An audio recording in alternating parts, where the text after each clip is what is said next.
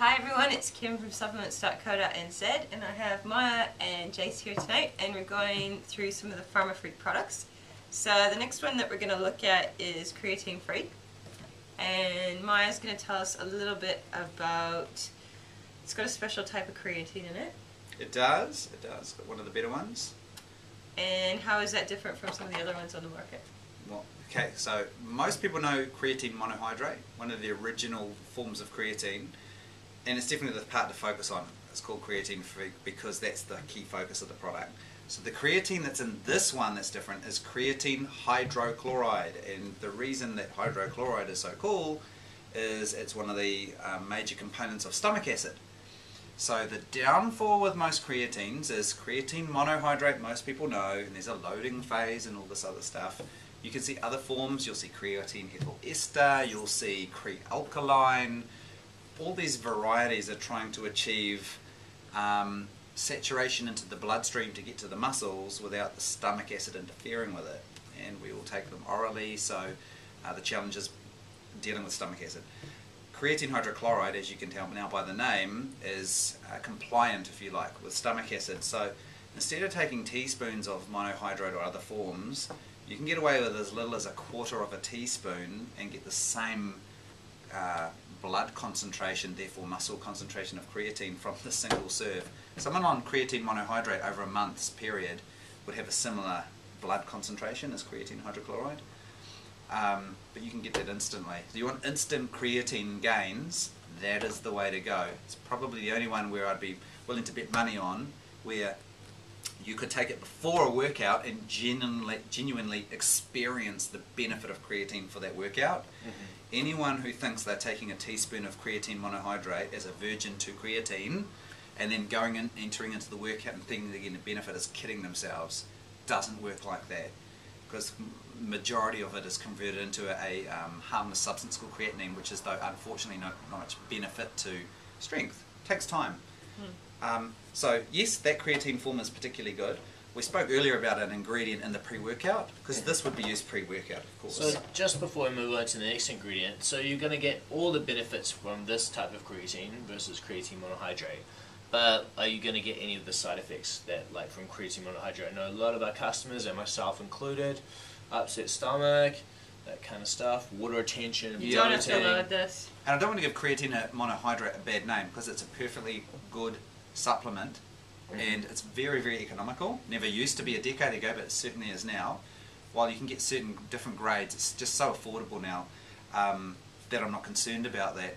But even from a budgetary point of view, something you can take immediately for immediate results is different. And a lot of the stomach complaints aren't normally actually to do with the creatine in itself, but it's been proved to, we were talking about trying to improve the absorption factor.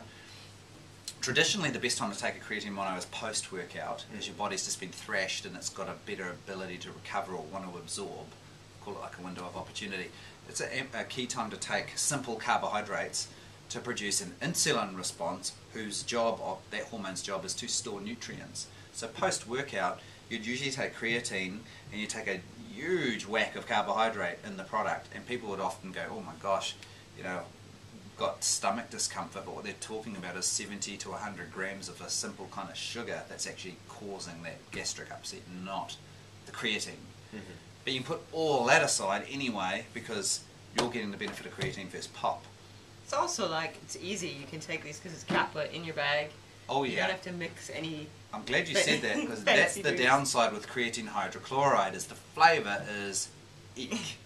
So the first time I experienced it in raw form, I thought it was a joke, actually. I thought it tasted a bit like... although you only need such a small amount, like a quarter of a teaspoon, what's you harping on about?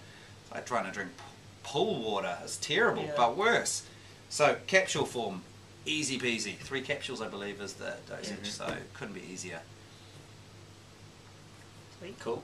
You want me to go on to the synergistic one? Hit us with the next ingredient. So the pre-workout, which is key for going into a workout, is beta-alanine. So beta-alanine is used, we mentioned earlier with the pre-workout, to delay fatigue. So it works in concert with creatine. So let me put it in perspective.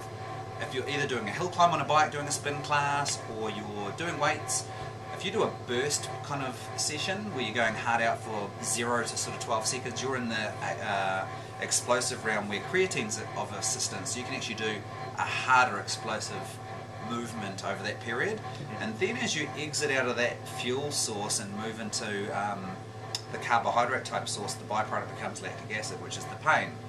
And as we mentioned earlier, beta-alanine will delay that, so you get to go harder and stronger and faster to start with, and you can continue that workload for longer because you can delay also the lactic acid or ignore pain for longer. Nice. So that's what's so special about that. And then you hit me up about the other ingredient earlier on the other video about estrogen. They add that in there. That makes all these aminos soak up better. So a small amount goes a long way. Last ingredient is olive leaf, and that was put in both the pre-workout and the fat burner. And those ones it's in a higher concentration because they're about giving you more focal energy. But this particular one's awesome for people that want a pre-workout and strength and stamina, ignore pain, go longer, go harder, without any hardcore stim. So while there's olive leaf in here, that's really good for focus and giving you some mild stimulant. I underscore mild. Very, very mild. So someone with a really low tolerance, perhaps can't even drink coffee, is going to get awesome explosive power, good endurance, ignore fatigue, and have just a soft boost of energy from that as well. But if you want, good if you're training at night, I was just going to say. You find a lot of the other ones keep you up late at night. Then you could stack it with Rip Freak if you want the synergistic benefits of this, or perhaps with your pre-workout. But it's a great window to say, look, these guys have recognised there's better forms of creatine and they've brought it to market. They've got around the whole tasting side by going in a capsule. They're very clever. So you can stack this with some of the other products we'll talk about later, like Test Freak, GH Freak, Anabolic Freak. Definitely, definitely. If you were in a strength competition and someone was not on creatine and someone was, and this is just unfair. You're going to be too strong and too fast for them. Nice, man. Nice.